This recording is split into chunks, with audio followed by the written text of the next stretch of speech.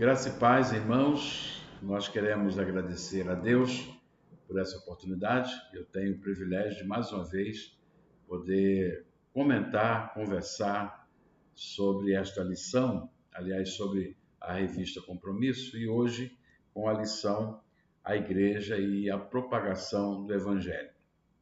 Lembrando que é de grande relevância para nós esta lição, haja vista o fato de que todo crente deve ser um evangelista, deve pregar o evangelho, não somente com as suas palavras, evidentemente, mas principalmente com a sua vida. E nós, batistas em particular, somos um grupo, um povo, uma denominação que preza pelo evangelismo, que prega Jesus Cristo como o único e suficiente Salvador. Esta lição de hoje, ela está baseada naquele encontro, no encontro de Jesus com a mulher samaritana. E nós encontramos todo o relato no capítulo 4 do Evangelho de João, que vai do verso 1 até o verso 42. E eu leio o verso 41, que é o nosso texto áureo da nossa lição hoje, que diz assim: e muitos mais creram por causa da sua própria palavra. Este é o nosso texto áureo e nós vamos orar nesse instante pedindo a direção de Deus para tudo que vamos falar aqui, que o Senhor nos dirija, nos conduza no nosso estudo de hoje. Pai Santo, Pai de misericórdia, nós te louvamos, te agradecemos por mais esta oportunidade. Pedimos a Deus que o Teu Espírito Santo nos traga a iluminação, a compreensão da Tua Palavra, para que cada vez mais nós nos tornemos servos úteis na Tua obra. É a nossa oração e a nossa gratidão no nome de Jesus. Amém. Irmãos, o autor da lição de hoje, ele cita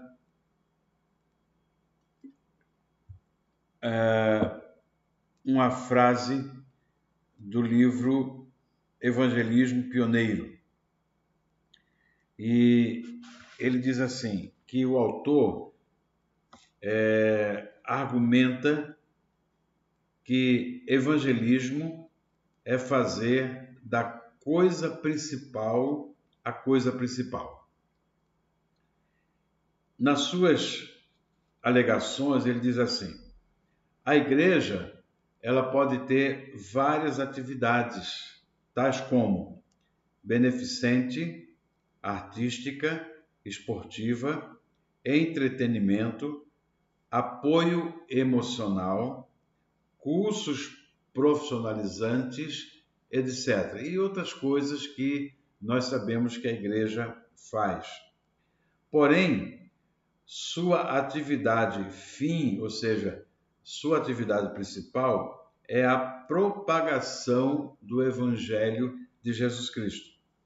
O encontro do Mestre com a mulher samaritana nos apresenta uma das mais deslumbrantes e eficientes estratégias de propagação do Evangelho registrado nas Escrituras.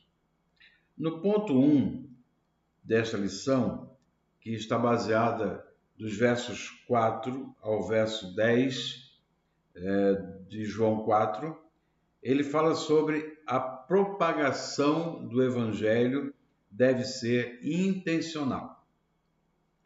Não podemos acreditar que a propagação do Evangelho de Cristo será realizada pela Igreja de maneira despretensiosa ou sem intencionalidade.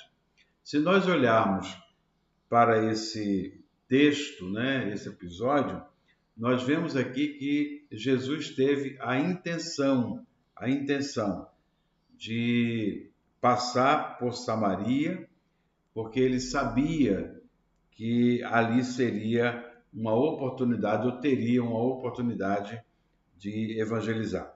Então nós vamos ver aqui alguns indícios da intencionalidade de Jesus. primeira é a rota escolhida, no verso 4. Aqui diz que era-lhe necessário passar por Samaria. Isto é, Jesus intencionalmente decide passar por aquela região com o propósito de propagar sua mensagem entre os malquistos ou os mal vistos samaritanos.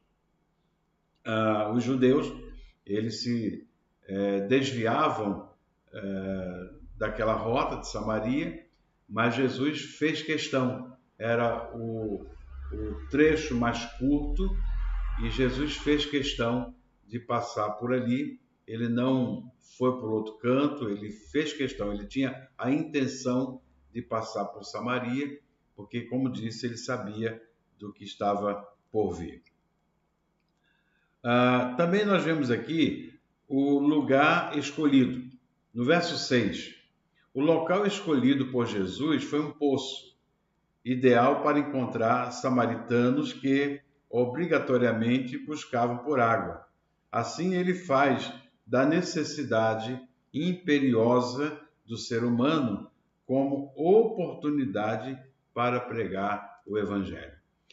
Eu gostaria de mencionar que, como foi dito na introdução, muitas atividades a igreja possui, ou a igreja faz, a igreja tem, como, por exemplo, a distribuição de alimentos, né? A distribuição de quentinhas, ação social, uma série de coisas.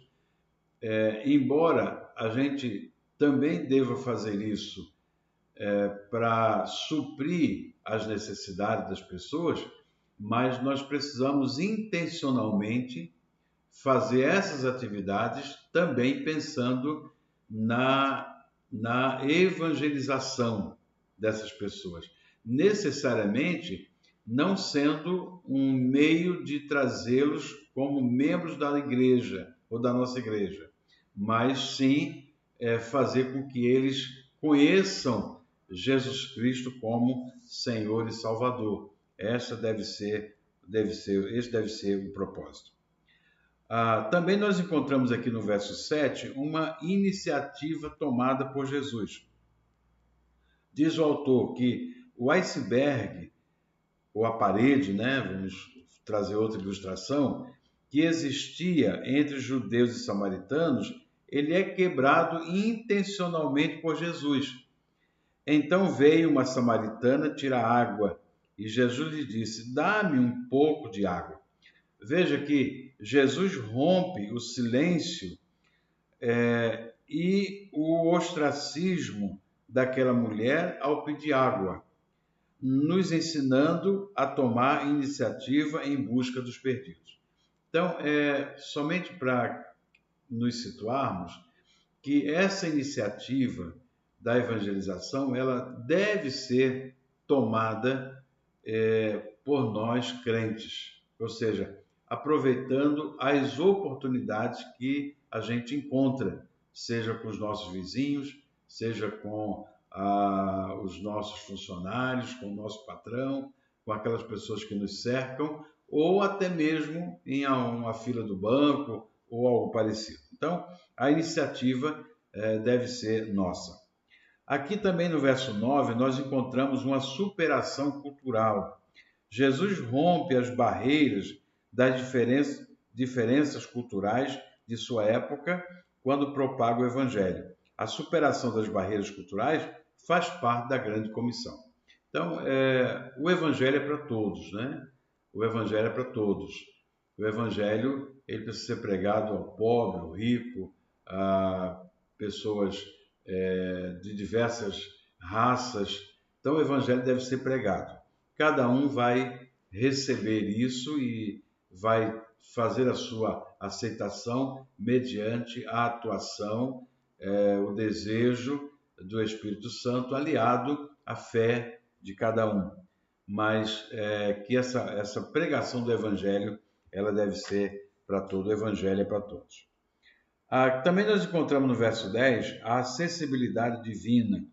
Jesus argumenta com aquela mulher que Deus é acessível. Jesus lhe respondeu: se conhecesses o dom de Deus e quem é o que ele te diz, dá-me um pouco da água, tu lhe pedirias e ele lhe daria água viva. A intenção de Jesus é propagar um evangelho acessível a todos, independentemente de quão perdidas as pessoas são, né? O evangelho, como disse inicialmente, é para todos, o evangelho é algo divino, não é algo humano. Na nossa capacidade humana, às vezes até a gente faz alguma discriminação, a gente faz às vezes um pré-julgamento, mas na verdade o evangelho é divino e é para todos que o aceitarem como único e suficiente Salvador. Também dos capítulos 11 ao capítulo 15, nós encontramos aqui a propagação do Evangelho satisfaz as necessidades mais profundas dos homens. A propagação do Evangelho não é satisfazer as necessidades materiais ou físicas dos homens, né? É interessante porque às vezes a gente falar isso aqui, talvez algumas pessoas não entendam, mas a principal mensagem, ministério, propósito da igreja é salvar vidas, salvar almas.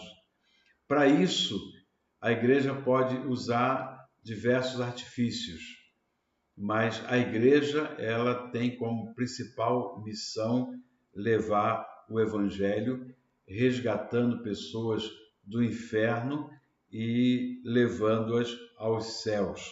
Então essa é a principal missão. Esse é o propósito do evangelho.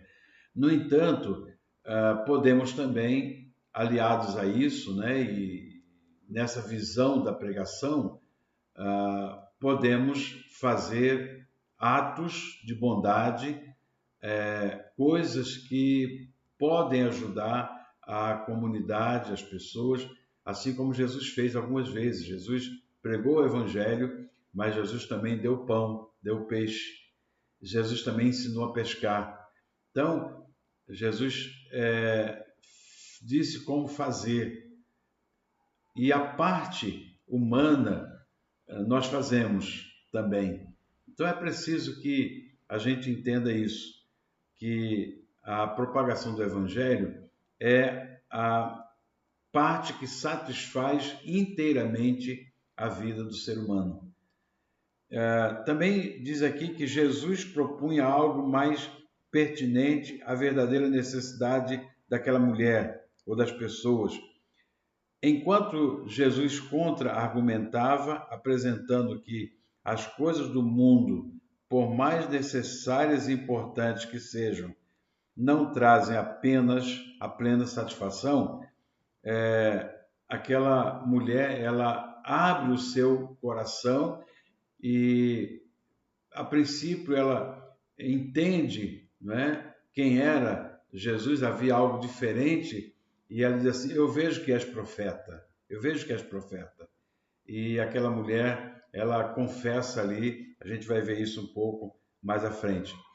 E ela pede inicialmente que Jesus dê daquela água, não sabia exatamente que água seria essa no início, mas depois ela compreende que Jesus Cristo era Senhor, era o Salvador, era o Messias, e o que Jesus estava propondo a ela era algo muito mais eficiente, muito melhor. A ineficácia das coisas do mundo. Essas coisas do mundo, né, elas não saciam em definitivo. Jesus disse que quem bebesse daquela água voltaria a ter sede. Era apenas uma questão de tempo. Voltará a ter sede, conforme nós encontramos no verso 13.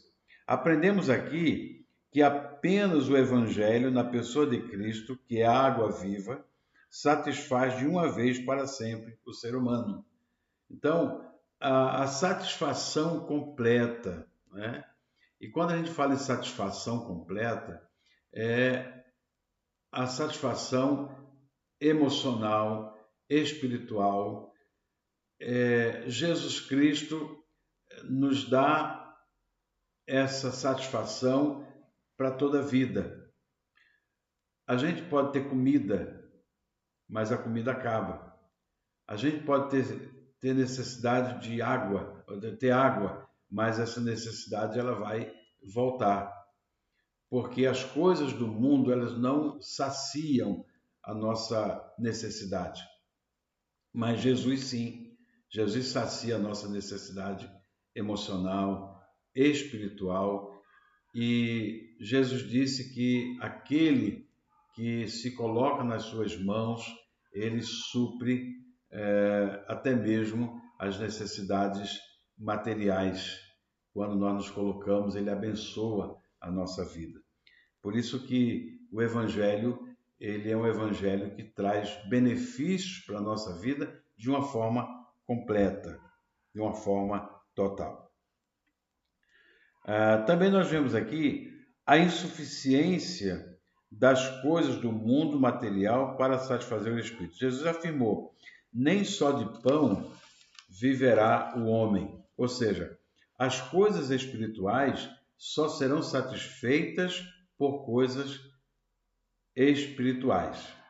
O que é suficiente para satisfazer o ser humano por completo é a pessoa bendita de Jesus. No verso 14 diz assim, a água que eu lhe der nunca mais terá sede. É interessante, irmãos, porque as pessoas às vezes procuram Deus e procuram as igrejas apenas na intenção de saciar a sua sede e a sua fome e as suas necessidades materiais. E esquecem que a maior necessidade do ser humano é a necessidade espiritual. Além de saciar a sede do ser humano, o Evangelho de Cristo dá aos homens perdidos a vida eterna. O texto diz, uma fonte de água a jorrar para a vida eterna. Pois a vida eterna é um ato exclusivo de Deus aos homens. Então, a incapacidade dos recursos humanos ou do mundo é essa incapacidade de suprir as necessidades espirituais. O homem pode ter tudo na vida, né? Mas ser um infeliz.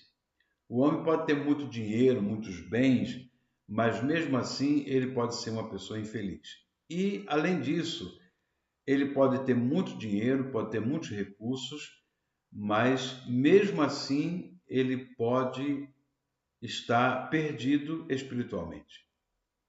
Ele pode não ter a vida eterna com Deus, porque nós sabemos que a vida eterna ela só é alcançada mediante a pessoa de Jesus Cristo. Jesus Cristo ele é a água da vida, é a ação de Deus sobre nós e por meio de nós, que através da nossa fé, que temos a vida eterna. Nenhum curso, nenhum talento tem o poder de dar aos mortais a salvação. Somente essa fonte inesgotável que é Jesus Cristo. Também em João capítulo 4, do verso 16 ao verso 19, nós vemos aqui a propagação do Evangelho é de confrontamento aos pecados. A Bíblia diz que Jesus inicia a propagação do Evangelho enfatizando assim, completou-se o tempo e o reino de Deus está próximo, arrependei-vos e crede no Evangelho, conforme está em Mateus capítulo 1, verso 15, revelando que o Evangelho da salvação tem uma porta de acesso chamada arrependimento, ou seja, ele não é opcional, mas fundamental para que os pecados sejam perdoados. pois não é apenas um sentimento de culpa ou remorso, mas uma nítida convicção que meus pecados agridem a santidade de Deus, me afastando dele. Esta convicção promove um real quebrantamento que redunda em mudança de direção, fazendo-me completamente dependente da graça e misericórdia divina. Que coisa interessante, porque muitos olham para o Evangelho como sendo uma forma de assistencialismo.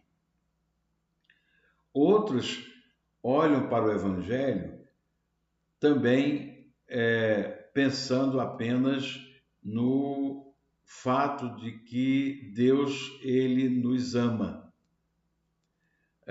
Talvez alguns pensem no Evangelho como sendo um conjunto de regras a se seguir, fazendo boas ações ou, de alguma maneira, vivendo uma vida boa, agradável.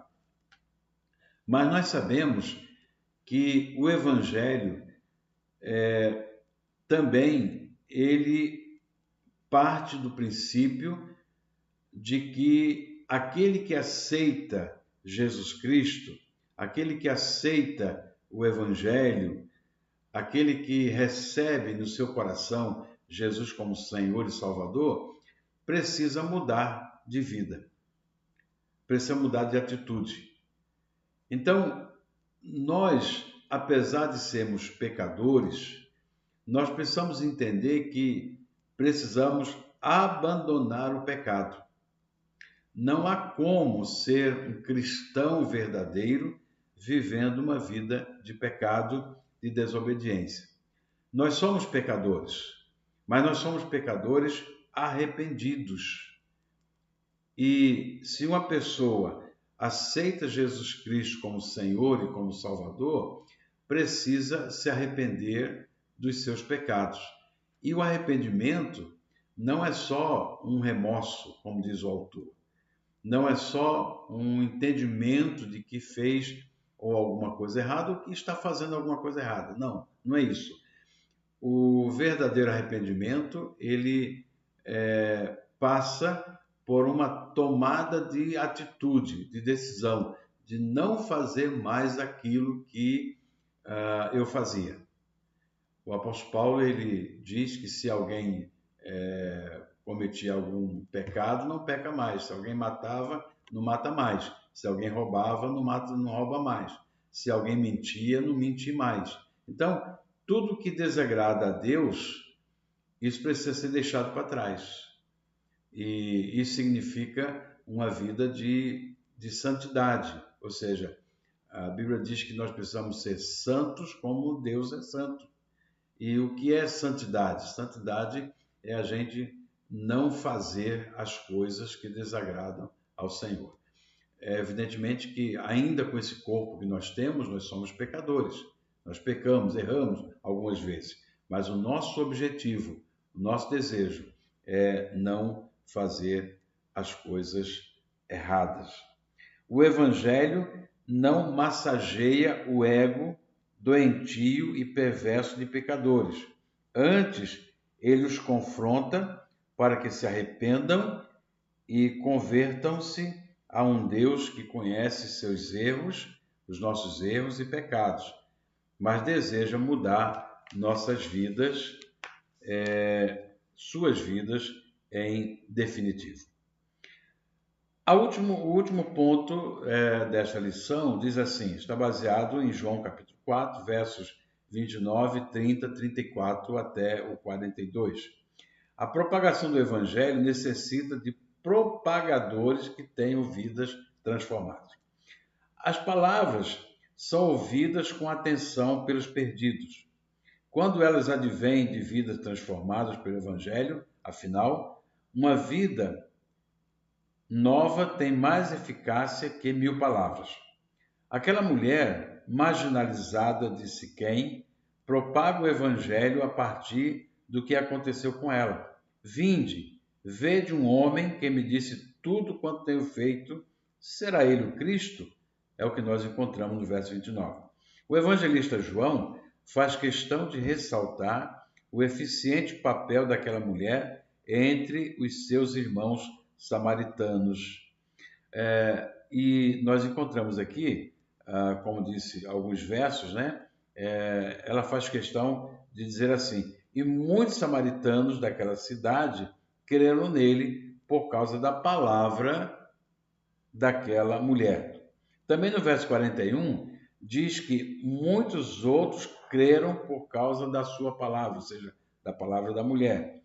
E no verso 42, há um versículo aqui que eu pessoalmente admiro, né? Gosto muito, acho que é um versículo que é tremendo, que diz assim: e diziam à mulher, agora a multidão já dizia à mulher, já não é pela tua palavra que nós cremos, pois agora nós mesmos temos ouvido e sabemos que este é verdadeiramente o Salvador do mundo. Veja, meus irmãos, que é esta maturidade que nós esperamos de cada pessoa. Quando nós pregamos o Evangelho, nós devemos anunciar com confiança, devemos anunciar com muita sinceridade de nossa parte, devemos anunciar o Evangelho com segurança, não é? Mas quando as pessoas aceitam o Evangelho, elas devem não aceitar porque confia em outras pessoas, nem mesmo naquele que está propagando o Evangelho. Mas elas confiam, elas agora creem, porque veem nos milagres, na autoridade, na palavra do próprio Jesus Cristo. Em outras palavras, eu diria o seguinte, que nós somos crentes em Cristo, ou devemos ser crentes em Cristo, não porque outras pessoas são. Então eu sou crente em Cristo não por causa das pessoas, não por causa dos pastores, não por causa de liderança, mas eu sou crente em Cristo porque eu entendi, eu creio em Jesus Cristo como meu Senhor e Salvador. Então, se alguma pessoa errar, se alguma pessoa cair, eu continuo sendo crente. Se alguma coisa acontecer, eu continuo sendo crente, porque eu creio em Jesus como Senhor e Salvador. Isso é tremendamente importante. A vida daquela mulher nos desafia, pois vemos que, mesmo sendo mulher, vivendo sobre uma carga de preconceitos, nova convertida, sem ser batizada ainda, sem um domínio bíblico ou curso teológico, uma improvável, mas ela sim foi instrumento propagador do Evangelho de Cristo Jesus. O que nós aprendemos aqui, irmãos e amigos, é que nós podemos ser instrumentos de Deus na propagação do Evangelho. A gente não precisa ter curso teológico, a gente não precisa ter habilidades as mais diversas. O que nós precisamos para evangelizar é dizer para as pessoas aquilo que Jesus fez na minha vida, na nossa vida. Quando a gente fala isso, quando a gente conta para as pessoas o que Jesus fez, o que Jesus faz, como ele é bom, como ele é misericordioso, quando a gente fala do amor de Deus, isso é suficiente para que as pessoas vejam e creiam. Assim foi o exemplo daquela mulher. Ela disse, olha, tem um homem lá que sabe tudo a meu respeito. E foi essa palavra transmitida, aquelas pessoas de Siquém correram para ouvir agora a palavra de Jesus e eles disseram, não é mais por causa de sua palavra, ou seja, palavra da mulher. Mas agora nós pessoalmente cremos em Jesus como Senhor e Salvador. Eu quero finalizar dizendo o seguinte: nosso Mestre e Senhor nos convoca a ver que tudo está preparado para a grande colheita. Mas eu vos digo, disse Jesus, levantai os olhos e vede os campos que já estão prontos. Verso 35. Aqui destacamos duas lições. A primeira, Deus é que faz o campo produzir seus frutos e deixá-los prontos para a colheita. Então, Deus é que prepara o campo para nós. A segunda lição é que o tempo é agora. Não podemos postergar ou deixar para outro a missão que ele mesmo deu. Pois a propagação do Evangelho nos põe no centro da vontade de Deus e revela a razão de sermos igreja. Meus irmãos, missão maravilhosa que nós temos. Jesus, em Mateus capítulo 28, ele diz: ide por todo o mundo, pregai o Evangelho a toda criatura. Então, é missão nossa, é missão da igreja. E veja que Jesus deu, sem dúvida nenhuma, o maior exemplo. Ele foi, um propagador do Evangelho. Então, em tudo que nós vimos aqui hoje, tudo que nós aprendemos, nós ficamos com absoluta certeza de que a nossa responsabilidade ela é grande, mas é algo tremendo, algo maravilhoso, algo, eu diria, imperativo, para nós levarmos essa mensagem de salvação, seja através de missões locais, seja através de missões nacionais, seja através de missões mundiais, mas seja também através da nossa atuação junto aos nossos familiares, aos nossos vizinhos, aos nossos amigos. É dever de cada um de nós e nós esperamos que isso aconteça. Essa propagação do Evangelho que Deus deixou para nós fazermos. Que Deus nos abençoe e que possamos colocar em prática, Colocamos em prática, ajustando a nossa vida e buscando as oportunidades para que a mensagem do Evangelho seja passada. E é claro que quem convence não somos nós, quem convence é o Espírito Santo. Mas nós temos o dever de pregar o Evangelho. Que Deus nos abençoe sua vida. Sigamos em frente para a honra e glória do nosso Deus.